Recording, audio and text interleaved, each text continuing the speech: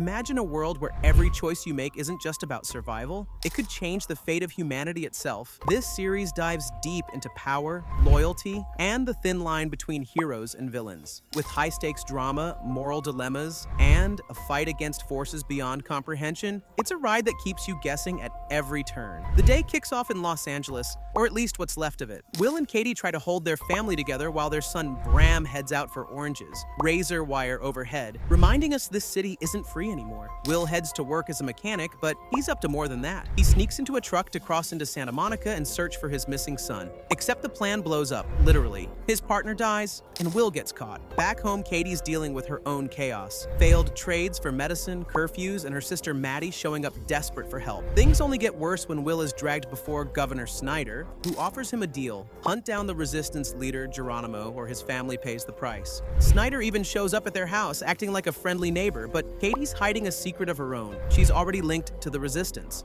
Meanwhile, Will's buddy Carlos is arrested in a Homeland raid, his family watching helplessly. Will gets pulled deeper into his new role, now officially working for Homeland Security. His first mission? Track down a suspect tied to the big gateway bombing. Katie tries reopening her old bar, the Yonk, but resistance fighter Broussard corners her for intel on Homeland. Meanwhile, Maddie mingles in the green zone, reconnecting with an old friend named George. Will finds his buddy Carlos locked up and vows to protect his family. He sneaks them into a hidden refugee camp, but when he returns for Carlos, it's too late. He's already shipped off to the factory. That night, Will's crushed, but duty calls. He chases down suspects with Bo, not realizing Katie secretly tipped Broussard. The result? The suspects end up dead with Geronimo scrawled on the wall, her betrayal coming back to bite them both. We finally see the real Geronimo, a man hiding in an abandoned building, broadcasting messages of hope across the city. Even Bram secretly records it, while the occupation scrambles to shut him down. Katie, meanwhile, dives deeper into resistance work. She helps plan an ambush with Broussard's crew, pistol in hand. The attack starts strong, but reinforcements crash the party. A firefight breaks out, one fighter is mercy killed, and drones rain down death on the looters. Katie pedals home, shaken, hiding bloody clothes and heavier secrets. Katie leans on Maddie before reopening the Yonk. The night's a success, even with Snyder dropping by, but the tension between her and Will keeps simmering. Broussard promises Will's safe, though Katie's not convinced. At school, Bram's girlfriend Pia mentions tunnels under the wall. Meanwhile, Will discovers the Resistance's rifle range, and Quayle warns Broussard that Katie better prove useful. We then see Broussard's darker side. He's the Red Hat who raids a school and arrests a teacher for passing out Fahrenheit 451. Over in the green zone, Maddie impresses art dealer Charlotte with her insider knowledge, slowly working her way up. Katie faces a scare when Red Hats raid her home, but she stays calm under Phyllis's questioning. Later, Phyllis secretly covers for Bram by destroying Geronimo tapes found in his room. Will eventually arrests a so-called Geronimo, though this mild-mannered librarian hardly looks like a rebel leader. Snyder still jumps at the chance to claim a big win. Maddie soon lands a job in insulin for Hudson, catching the eye of Nolan, Charlotte's husband. Back at the Yonk, Katie's stunned when Phyllis confronts her directly about working with the Resistance. But that same night, Broussard sneaks into the green zone and assassinates Phyllis in her own home. Soon after, rebel posters flood the city. Kids risk their lives to spread them, but one boy, Sean, gets caught in the act. The next morning, Will finds Katie painting over fire damage, only for Bo to show up with grim news. Phyllis is dead. At her house, Will joins the shaken investigation while Snyder panics at the idea of violence inside the supposedly safe green zone. He gives Will his next mission: bring down Geronimo once and for all. Will pressures Sean until Homeland uncovers a secret print shop, arresting a young couple who claim they're Geronimo. Snyder milks it as a big win, but Will isn't buying it. Meanwhile, Bram sneaks beyond the wall with Pia, discovering a warehouse full of food. She shares her stash and a kiss. At HQ, Will clashes with Jennifer, but later softens after learning about her fiancé's death during the arrival. That night, Snyder hosts a sham trial, promising mercy, but instead hanging Ortega, pushing the Resistance to strike. Their plan? An ambush on Snyder's convoy. Broussard poses as a Homeland agent, Katie secretly times the attack, and chaos erupts. Will fights back hard, barely surviving before escaping with Snyder. With drones circling, they hide out at the Yonk, shocking Katie when Snyder shows up alongside Will. Snyder admits there are colonies up the coast and drops a bombshell. Charlie is still alive. Soon, fake Red Hats storm the bar. Will nearly dies before Katie saves him, and Broussard shows up for a tense standoff. In the end, La Garza arrives. Snyder crawls out of hiding and demands Will hunt down Broussard. That night, Will comforts Katie after her first kill, but Quayle quietly decides she can't be trusted. Meanwhile, a new host-backed religion spreads. Nolan Burgess supports it while secretly having an affair with Maddie, pulling her deeper into his world. Lindsay also begins begins teaching young Gracie about the faith and a mysterious greatest day. Katie wrestles with her double life, even dreaming of killing Broussard. Homeland hunts him under the alias Dwight Ford, but Will suspects the body they find is fake. He's right, Broussard staged the death with a stolen corpse and refuses Quayle's order to kill Katie. Maddie's life with the Burgesses gets messy. Charlotte enforces her weird 3 is the magic number rule, while Nolan hints his wife is replaceable and urges Maddie to dig up dirt on her. Katie keeps meeting Broussard, who doubts her loyalty but spares her life. He later confides in Rachel, a medic, that he doesn't believe Katie's a traitor. Meanwhile, Jennifer digs into Broussard's past, linking him to the Marines. When Will shows Katie his photo, she gives him an address, but secretly warns Broussard just in time. Will unknowingly meets Quayle next door and finds a coded book like Katie's, raising more suspicions. Far away, we see Carlos working at a sterile lunar factory. The work is bleak, guards drag off the sick, and Earth looms outside the window, a grim reminder of what the factory really means. Back in LA, Will tells the kids Charlie is alive, angering Katie for making the call alone. Bram storms out, tired of secrets. Meanwhile, Helena warns Snyder that a visiting authority minister is coming, making him sweat. Katie tells Rachel she wants out of the resistance. At the same time, Quayle offers Will a deal, Broussard's cell in exchange for freedom.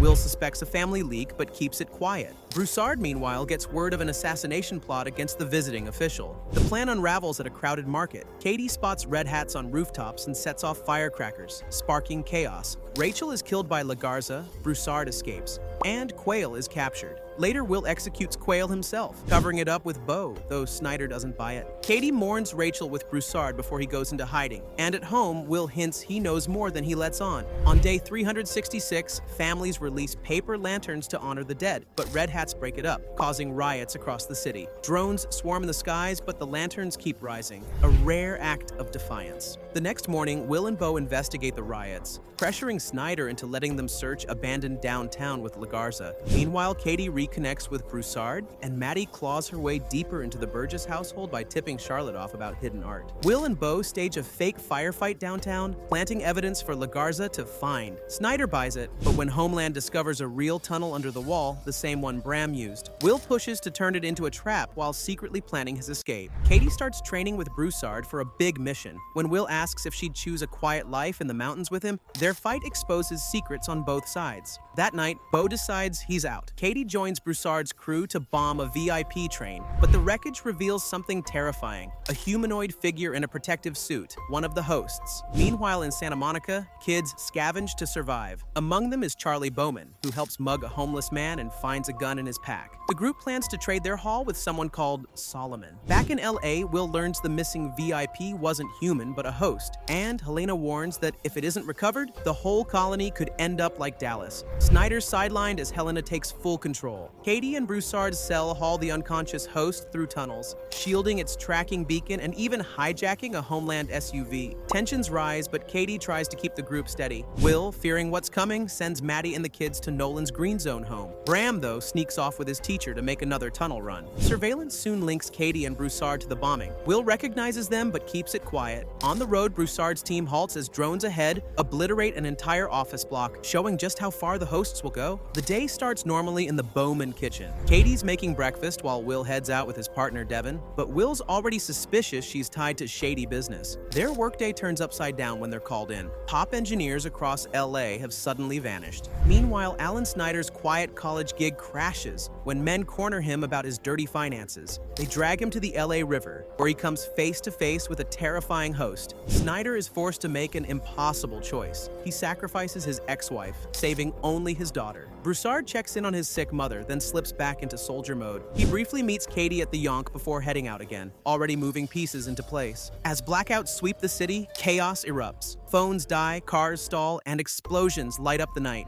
Will and Devin rescue one of the missing engineers, while Katie scrambles on foot to gather the kids. She manages to reunite with Bram, Gracie, Maddie, and Hudson at the Yonk just as drones tear through the skies. Broussard barely escapes a Veterans Hall attack, and Will, biking across the city, watches in shock as massive walls slam down, sealing off Santa Monica and trapping Charlie inside. Jump to the present. Will's filthy, desperate, and fighting to survive in Santa Monica while searching for his his son. Scavengers attack, but he pushes on, turning to Devon for help. Across the wall, Bram gets a short visit from Katie, who reassures him that his dad's still out there, risking everything to bring Charlie home. Back in 1969, astronauts on the moon found a strange beacon sending out a musical code. They answered it, setting events in motion that would echo decades later. In the present, Jennifer's on the hot seat. Homeland doesn't trust her and demands she bring in Broussard. When Redhats trash her home, she turns to Katie for help, but Katie begs her to back off. Meanwhile, Bram's shipped to a brutal labor camp. He lies about his age to survive, makes a few friends, and even runs into Snyder, now in charge of the place. Snyder keeps their connection quiet, giving Bram nothing more than a nod.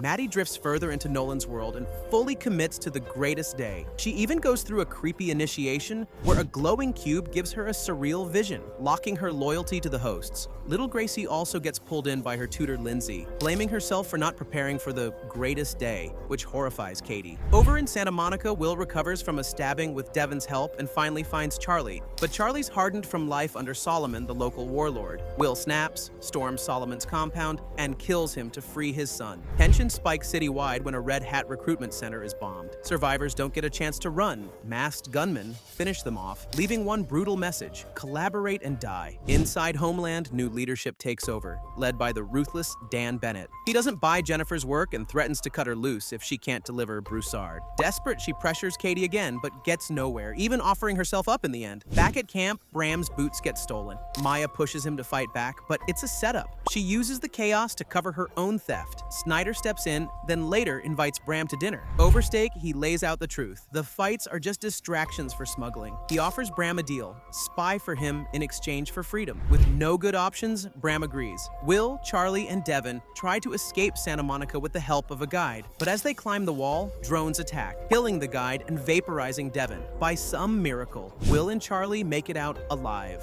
Back in LA, Katie tries to pull her family back together. She apologizes to Maddie, starts undoing Gracie's greatest day lessons, and just when hope seems lost, Will and Charlie finally return home. Across the ocean, Helena defends her leadership to the global authority. Whispers of total rendition have her rattled, but in the end, LA is spared, at least for now. Jennifer, meanwhile, can't stop spying on the Bowmans. She watches their messy reunion, sees Will and Katie unload years of secrets, and feels their pain. Bennett and Burke close in on her, but instead of selling the Bowmans out, Jennifer covers for them. Her loyalty costs her everything, and in the end, she quietly takes her own life. At home, Charlie's trauma shows. He hoards food, lashes out at Lindsay the tutor, and even burns her holy book. Katie finally kicks Lindsay out, realizing too late their house is bugged. Will returns to Homeland Security, unsure if he's walking into a trap. Bennett lets him back, but pairs him with Detective Burke, who quickly hands him files blaming Broussard for the bombing. Meanwhile, Broussard and his crew test alien tech, manage to take down a drone, and discover something chilling: swarms of drones nesting inside the wall, humming like a hive. At the labor camp, a failed bombing leaves one inmate dead. Jenkins nearly beats Bram to death, but Snyder steps in. Later, Maya pulls Bram into her resistance work. He feeds Snyder false names, but Jenkins executes the prisoners anyway, leaving Bram shaken. At Homeland, Will digs into Jennifer's disappearance, but her life's been erased. Burke shrugs it off, saying she couldn't handle the new order. Will quietly tells Katie their secrets died with her, and is handed a new authority pin, cementing his role. Meanwhile, Broussard's cell is falling apart. Simon unravels after his mother's taken, and BB shows signs of radiation sickness. Will brings in a doctor, who confirms it's terminal. BB asks for a soldier's death, and Will delivers. Morgan locks the alien gauntlet away, but the group is breaking under the pressure. In the camp, Maddie and Nolan visit Bram. Nolan pressures Snyder to show him a restricted warehouse full of massive pods, possibly for people or something worse. Nolan calls it proof of his faith, but Snyder secretly rats him out to Helena. Bram keeps spying, learning more about Snyder's movements. Back in LA, Frankie manipulates a sick young man into bombing the Green Zone. Homeland orders Will and Burke to track her down. They clash, Burke tortures families, Will pushes back, but eventually catch Frankie. During interrogation, Burke executes prisoners, and Frankie kills herself with poison before giving anything up. Maddie and Nolan deal with a data breach, and Maddie suspects Katie. Katie denies it, then passes the stolen file to Broussard's team. She even tries reconciling with Lindsay, though Lindsay's faith in the greatest day hasn't wavered. At the camp, Maya tricks Bram into stealing Snyder's access card. During a staged escape, she sneaks into the warehouse with Bram and Morales, where they find pods, one holding a girl oozing green liquid. Jenkins attacks, Morales kills him, and Maya slips away. Moments later, a huge cargo ship explodes in the sky. Maya's bomb was on board. Broussard's crew cracks the stolen file and makes a terrifying discovery. The bloc's population is ticking down to 0, synced with the alien countdown. Broussard calls it a death camp. Katie tells Will they've got just over 2 years left and the Bowmans vow to fight back as a family. After the cargo ship bombing, Helena scrambles to contain the damage. Luckily, no hosts were on board, but her rival Alcala steals the spotlight by twisting the disaster into propaganda. Later, Helena learns the host's true response, and it shakes her. At Homeland, Bennett sends Will and Burke after Emmett Hallstatt,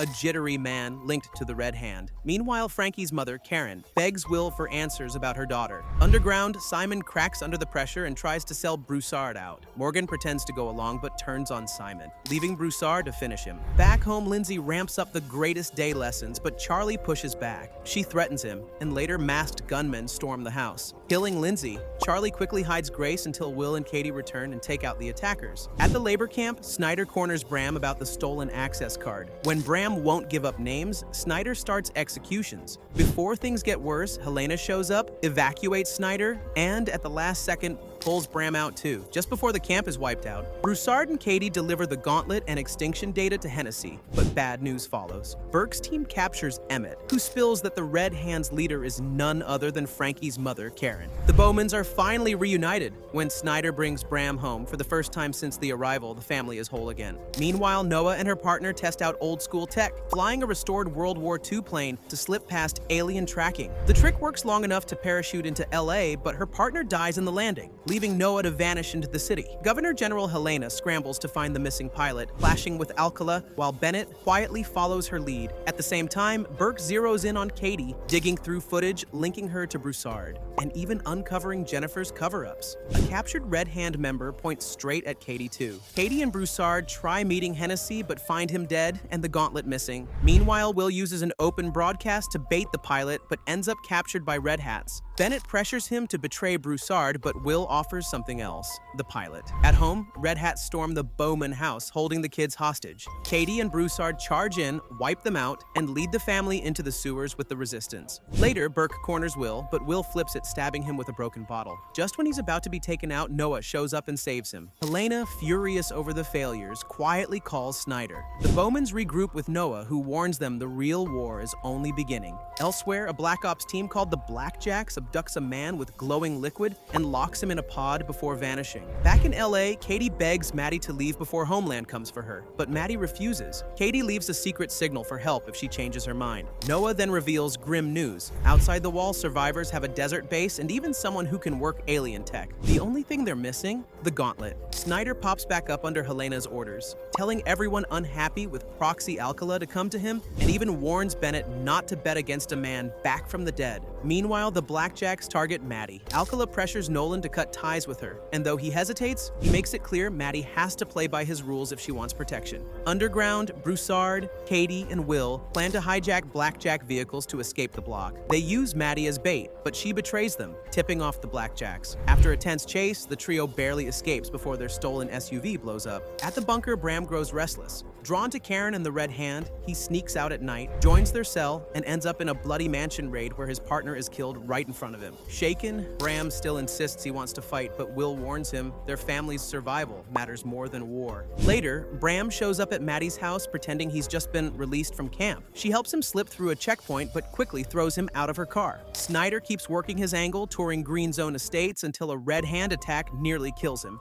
Furious, he urges Helena to use Nolan as leverage. Meanwhile, Nolan finally betrays Maddie outright. He sends her son away for safety and leaves Maddie behind to be handed over to the Redhats. Back at the bunker, Bram confesses everything: his part in the alien ship bombing, his ties to the Red Hand, and even killing Ambassador King in a panic. The revelation sparks a huge rift with Will, who blames Katie's influence, while Broussard clashes with Karen directly, calling her a plague, making things worse. Later, Snyder tears up Maddie's forced confession, offering her protection in exchange for information. She asks if the greatest day promises are real, and he bluntly says no. Noah then raises the stakes for Broussard's group, revealing her people have captured a rogue alien willing to help. With that in mind, they raid the Red Hand's hideout. The strike goes smoothly until Karen kills Noah during the fight. The others escape with the gauntlet, but Broussard stays behind. Surrounded, he activates the alien homing beacon, luring drones that wipe out his attackers. Strangely, the drones spare him. Back in the city, city, Nolan believes Snyder is his ally, only to realize too late he's been outplayed.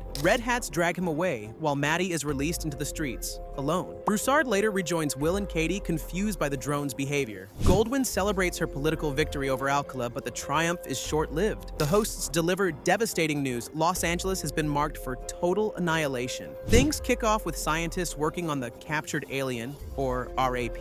They remove its visor, revealing wires and circuits instead of flesh. A glowing core is taken from its chest and placed into another body. When the new one powers up, the team announces their host is back online. Meanwhile, Will and Katie try to reach Noah's people through Hennessy's old equipment, but only find a cryptic broadcast. Returning to the bunker, they're followed by blackjacks. During the ambush, Morgan is killed, and the kids escape through a tunnel. Broussard saves Will from capture, but the team is shaken. Elsewhere, Snyder notices strange activity in the block. After pressing Bennett, then Goldwyn, he learns the truth. Total Rendition is hours away. Everyone will be shipped to the factory. Goldwyn offers him a job in Europe and assures him his daughter is safe, but not by his side. With no safe house left, the Bowmans hide with Katie's old advisor, Carl. Will suggests trading the gauntlet for freedom, though Broussard resists. Snyder meets them and admits the truth about the block's fate. Surprisingly, he asks to join their escape, admitting he's tired of being a rat. Maddie, abandoned after Nolan's downfall, tries to seek refuge at the temple she built, but she's rejected. Alone, she's swept into the chaos of relocation and struck down when she panics at an evacuation center. Broussard decides to stay behind, handing over the gauntlet. The Bowmans, with Snyder in tow, disguise themselves as Redhats and attempt to bluff their way out. At the checkpoint, Will gambles on honesty, warning soldiers about the real plan. After a tense pause, they're allowed through. The family escapes just as alien ships loom over Los Angeles. Relieved but wary, they don't see Snyder secretly activating a hidden device in his pocket. Half a year has passed since escaping Los Angeles, and the Bowmans are living off the grid with Snyder. Life's quiet but tense,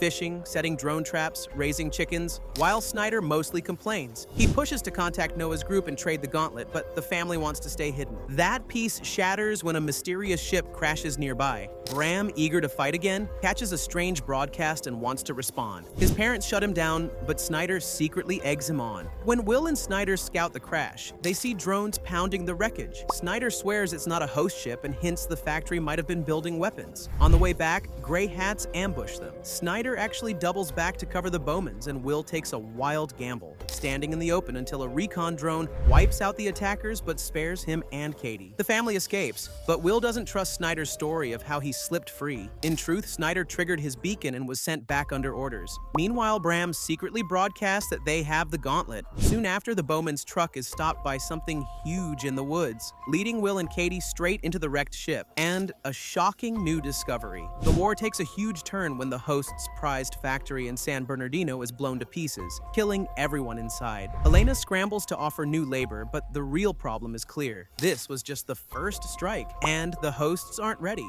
In Los Angeles, Broussard roams the empty city, piecing together abandoned files and talking to a mysterious woman on the radio. Along the way, he helps a widow and her son escape, still quietly ferrying people to safety. Meanwhile, the Bowmans risk a dangerous rendezvous on a bridge. A woman checks their gauntlet and hustles them onto a freight train. Snyder cracks dark jokes about boxcars, but after a tense ride, they arrive at a hidden resistance camp. Vincent warns Will that politics are messy here, and leader Andrew McGregor lays down strict rules. Curfews, work shifts, no electronics. To the Bowmans, it feels less like freedom and more like another colony. Broussard finally meets his radio contact, Amy, a doctor who once risked everything to help the resistance. Together, they uncover that the hosts are planning bioweapons and mass repopulation, and the next step involves walking straight through the wall. Later, Broussard and Amy join a ragtag supply run. Drones attack, the truck explodes, and only they survive, hiding in a dumpster. When they push north, they stumble on something terrifying, a massive alien factory rising from the earth, humming with energy. At the resistance camp, everyone falls into uneasy roles. Bram hauls crates, Snyder paints occupation logos, and the kids head to school. Grace loves it, but Snyder warns Will they're in danger. Katie keeps pressing to see the alien until McGregor finally agrees. Using the gauntlet, they learn the truth. The alien is mechanical, speaks, and warns of a bigger enemy coming to wipe out humanity. Calls humans allies, but McGregor cuts it off before more can be said. Will and Katie realize McGregor has no interest in reason. He whips the camp into a frenzy, declaring the alien a liar, and anyone who questions him a traitor. Snyder quietly warns the Bowmans that the man is obsessed with control. Flashbacks Flashbacks reveal McGregor's past as a failed conspiracy theorist, left bitter and paranoid, now desperate to prove himself right. Meanwhile, Broussard and Amy head north past the ruined Golden Gate Bridge. After surviving an ambush, they get the camp's coordinates and find hints of the occupation's next big project, something called New Seattle. Back at camp, Bram discovers McGregor's loading trucks with fertilizer and detonators. Snyder calls it suicide, Katie believes he won't actually destroy the alien, and Vincent wavers between sides. But when the Bowmans move to stop him, McGregor flips Vincent against them. Will, Katie, and Snyder all end up dragged away as prisoners. When Broussard and Amy finally reach the resistance camp, it's already gone, burned out and empty. Inside, things had spiraled fast. McGregor's paranoia boiled over and he became convinced the Bowmans were enemy agents. He forced Vincent to interrogate them, even dragging the kids in. When Bram got caught sneaking around, McGregor pulled out a gun for a twisted game of Russian roulette. To save his son, Will finally cracked, even exposing Snyder's real identity. Snyder, of course, wasn't surprised. He knew Will would fold. Always scheming, he tried to convince Vincent to hand over the alien, even explaining how rare its glowing core was. Vincent wavered but eventually pushed back against McGregor, sending out a desperate coded message for help. It cost him his life. McGregor shot him on the spot. Things came to a head when McGregor sentenced Will, Katie, and Bram to death. But just as they were about to be executed, the alien's piercing signal dropped everyone to the ground. Occupation forces stormed in, chaos erupted, and the Bowmans fought to escape. Grace was wounded, but the family nearly made it until tragedy struck. Charlie was gunned down right in front of them, dying instantly as his parents screamed helplessly. After the massacre, Snyder calmly identified McGregor's body for the occupation, but the sight of Charlie's hand crushed him. Still, he buried the grief and walked away, already planning his next move. Now shattered, the Bowmans wander the open road, cold, hungry, and broken after Charlie's death. With Grace's arm worsening and faceless drones herding survivors towards Seattle, the family realizes they have no choice but to head for another colony. While the Bowmans struggle, Snyder is living it up in Switzerland. He's rewarded for wiping out the resistance camp. Fancy food, hot showers, and constant praise from Helena. She tells him about a second alien threat and hints his career could go even higher. Snyder plays it humble, but you can see the ambition bubbling. Still, his conscience stirs when he sees Charlie's name on the casualty list. In typical Snyder fashion, he flips it into power, accusing rivals of treason and locking down new labor camps. Meanwhile, the Bowmans hit rock bottom on the road. When they spot another family with a car, Will pulls a gun and takes it, apologizing as he drives off. The stolen ride gets them near Seattle, but once it runs dry, they're forced to walk the rest of the way with Grace barely hanging on. Inside Seattle, they use fake names to get processed. Grace gets medical help, but Will's ID test exposes his real identity. Now living as the Daltons, they try to blend in. Will drives residents around, Katie works intake, Bram delivers food, and Grace goes back to school. Their house is nice, but the family feels fractured. Will and Katie barely speaking, everyone pretending things are normal. Seattle runs differently under Kynes, a genius who once opposed the occupation, but cut a deal to make this a model colony. No Redhats, no outside control. His rules. He even demanded an audience with the host to sell his vision. Will takes a PI side job for Daisy Lennox, who's looking for her missing husband. He tracks the guy down, only to discover he ditched his family and reinvented himself as Jonathan Crane. Furious, Will beats him and lies to Daisy, saying her husband died naturally. The truth is too ugly. Katie, meanwhile, bends the rules to help a grieving family, the Winslows, get placed in a home, only to find their house completely empty later, leaving her rattled. Bram sneaks off to parties with his girlfriend Meadow, trying to carve out some independence. The family throws a party to blend in, but Will's temper cracks through the surface. Katie just wants peace, but Will can't stop digging. Finally, after lying to Daisy, Will climbs back into his car, only to find Broussard waiting for him. Seattle looks calm on the outside, but something's off. Just beyond the walls, rows of pod people are being stored, way too organized, like they're prepping for something big. Inside, Katie can't shake the family she tried to help. When her boss warns her to stop digging, she ignores it and discovers their bus was rerouted to Portland. No one knows why, but it's definitely bad. When she finally admits to Will that he might have been right, he barely listens. Meanwhile, Snyder pops back up, claiming he's studying why Seattle is thriving. Will wants nothing to do with him, convinced he's poison. The city's mastermind, Kynes, steps into the spotlight, bragging that he's got direct access to alien tech, something no other colony has. Out in the field, Broussard and Amy chase down a man trading briefcases. Inside one, they find alien metal, proving Seattle's secrets run deep. Will spots Snyder during surveillance and decides once he learns what Snyder's up to, he's going to kill him. Paranoia spreads fast, trust is gone, alliances are shaky, and Seattle feels less like a safe haven and more like a ticking bomb. Will eventually teams up with Amy, Broussard, Broussard and Bram to take Snyder out. But Snyder's busy gathering intel on Kynes for the global authority, while Kynes has people tailing Snyder too. The crew sets a trap. Amy and Broussard stake out Snyder's hotel, Bram uses his patrol job to monitor security, and Broussard sneaks in disguised as maintenance. Amy lures Snyder to her room, and Will and Broussard are waiting. With Bram covering the outside, they drag Snyder into the basement for a good old-fashioned interrogation. Snyder finally cracks under pressure. He spills everything. The aliens are collecting outliers, people considered special or dangerous, freezing them, and shipping them off to meet quotas. On top of that, the hosts still demand laborers, so almost nobody's safe. Snyder pleads for his life, swearing he cared about Charlie and claiming he didn't order the camp raid. Will nearly kills him, but stops when he notices Bram watching. Bram, furious, offers to do it himself, admitting he's already taken a life on patrol. Will shuts him down, not wanting his son to carry that burden. In the end, Snyder walks free,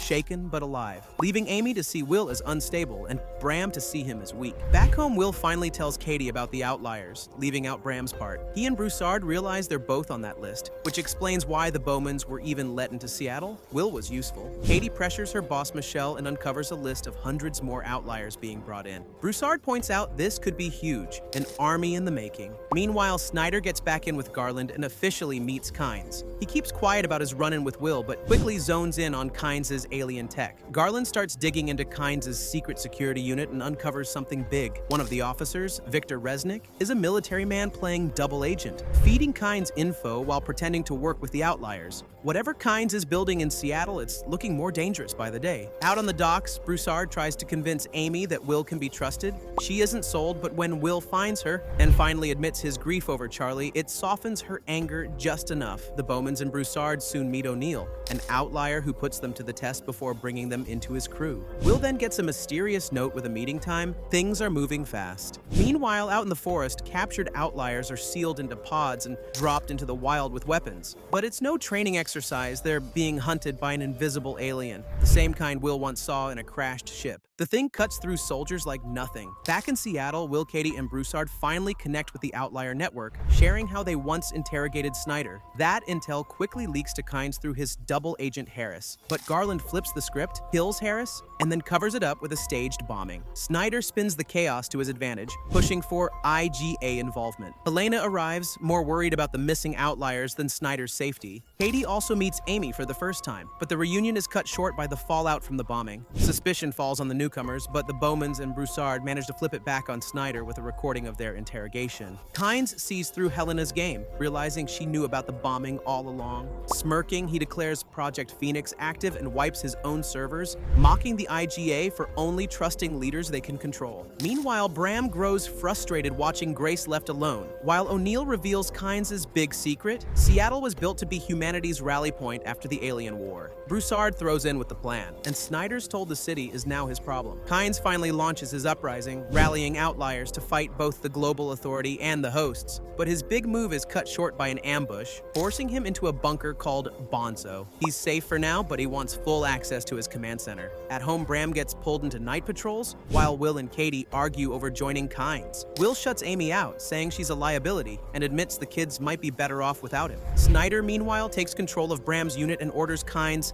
captured or killed. The authority storms Bonzo. Will holds them off while Broussard rushes in for Kynes, but Ford is gunned down, leaving Broussard in charge. Kynes is badly hurt but smuggled out, with Garland bragging he landed the shot. Amy steps up to treat Kynes while Will stumbles through Seattle, bloody and broken. Back home, Bram secretly packs Grace and runs to Sal's house, convinced his parents have abandoned them. The war in Seattle hits its breaking point when a new alien force, the Demise, launches a brutal attack. In Switzerland, Helena tries to reassure the IGA, but her confidence vanishes fast when a Demi slices through her team and kills her. Back in Seattle, Will is dragged to Snyder, who's now scrambling to look like he's in charge. He claims the hosts demand 150 outliers shipped to Blake Island, or Seattle won't be defended. Will is released, finds a tracker hidden in his boot, and reunites with Katie and Broussard. Meanwhile, Amy keeps Kynes alive, and O'Neill reluctantly signs off on a raid for weapons. Katie tracks Bram down, but their reunion is rough. Bram blames his parents for everything, even exposing Will's plan to kill Snyder, and refuses to say where Grace is. Instead, he pledges loyalty to Snyder Snyder with his patrol unit. The Bonzo raid turns bloody, Bram watches his friends die, and Will reaches out to Buenos Aires about the Demi threat. Tensions flare between Will and Katie, but they finally agree survival comes first. Once Snyder's demand is confirmed, Will volunteers himself and convinces others to do the same.